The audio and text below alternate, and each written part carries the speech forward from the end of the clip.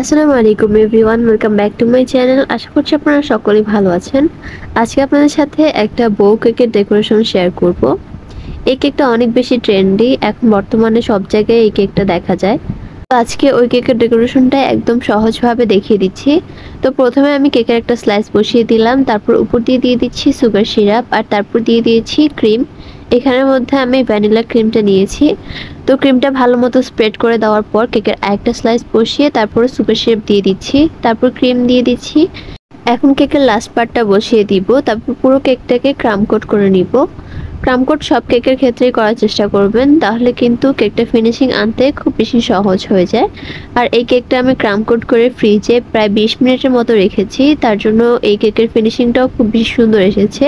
ক্রাম coat করে বেশিক্ষণ ফ্রিজে রাখলে এই ক্রিমটা সেট হয়ে যায়, আর মেইন বেসের ক্রিমটা দিতে কিন্তু খুব বেশি সুবিধা হয়। তো আজকে ক্রিমের মধ্যে কালারটাও করে দেখাচ্ছি। তো প্রথমে একটা প্লেটের মধ্যে ক্রিম নিয়ে নিচ্ছি, তারপর এখানের মধ্যে আমি অল্প একটু ইয়েলো কালার দিয়ে দিচ্ছি।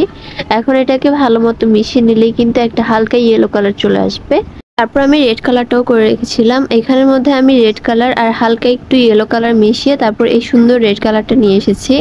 এখন আমি কেকের মধ্যে একদম ফাইনাল বেসের ক্রিমটা লাগাবো। ক্রিমটা এক পাশ থেকে লাগানো শুরু করবেন, হয় উপর থেকে না এক পাশ থেকে, না হলে কিন্তু কেকটা ফিনিশিং করতে একদমই সুবিধা হবে। তো এক সাইড থেকে পুরো কেকটার মধ্যে আমি ক্রিম দিয়ে কোট করে নিচ্ছি, তারপর আমি প্যালেট নাইফ দিয়ে এটাকে খুব সুন্দর করে ফিনিশিং দিয়ে নিব। এই কাজটা একটু ধৈর্য সহকারে টাইম নিয়ে করলে কিন্তু ফিনিশিং খুব বেশি সুন্দর আসবে। তা আমি সম্পূর্ণ কেকটাকে খুব সুন্দর মতো ফিনিশিং দিয়ে নিয়েছি, আর এটার ফিনিশিংটা কিন্তু খুব বেশি সুন্দর এসেছে। আলতো হাতে এই কাজটা করার পর এখন আমি উপরে ডিজাইনটা করব। তা আমি 1M নজেল দিয়ে ইয়েলো কালারটা দিয়ে এই ডিজাইনটা করে নিচ্ছি। এটা আপনারা একটু লক্ষ্য করলে বুঝতে পারবেন। বউ কেকের মধ্যে কিন্তু উপর দিয়ে একটু গর্জিয়াস ডিজাইন থাকে, তাহলে কিন্তু দেখতে ভালো লাগে। তো এখন যে পাশগুলো একটু খালি রয়েছে ওইগুলোর মধ্যেও আমি এরকম ডিজাইন করে নিচ্ছি। আর এখন মাঝখান দিয়ে একটা ছোট সাইজের স্টার নজল দিয়ে আমি এরকম গোল করে ডিজাইনটা করে নিচ্ছি। এটার মাঝখানেও খালি অংশ যেগুলো ছিল ওইগুলোকে আমি ক্রিম দিয়ে ফিল আপ করে নিচ্ছি। একই স্টার নজল দিয়ে আমি নিচে দিয়েও খুব সুন্দর মতো বর্ডার করে দিচ্ছি। স্টার নজল দিয়ে এই বর্ডারটা করলে কিন্তু কেকটা দেখতে অনেক বেশি সুন্দর হয়। তো এখন বো কেকের মেন ডিজাইনটা করে নিব। বো কেকের মধ্যে কিন্তু সাইড দিয়ে এইরকম ডিজাইনটা থাকে, তো এইটা আপনারা চাইলে স্টার নজল দিয়েও করতে পারেন। তবে এই কেকটাকে একটু সিম্পল করার জন্য আমি শুধুমাত্র পাইপিং ব্যাগের মুখটাকে হালকা একটু চিকন করে কেটে তারপর এই ডিজাইনটা করে নিচ্ছি। এটাও দেখতে কিন্তু খুব বেশি ভালো লাগছিল। তো সম্পূর্ণ কেকের মধ্যে এই ডিজাইনটা করে দেওয়ার পর এখানের মধ্যে এখন আমি রেড কালারটা অ্যাড করব।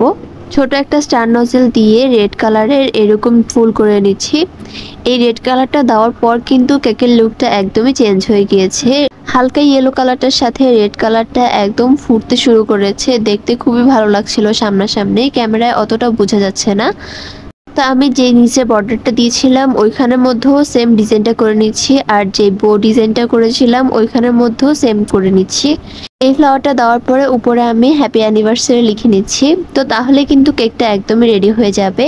এই কেকটা বলতে গেলে সিম্পলের মধ্যে গর্জিয়াস, দেখতে অনেক বেশি সুন্দর লাগছিল। আপনারা চাইলে কিন্তু খুব সহজে এরকম সিম্পল ডিজাইনগুলো করে নিতে পারেন।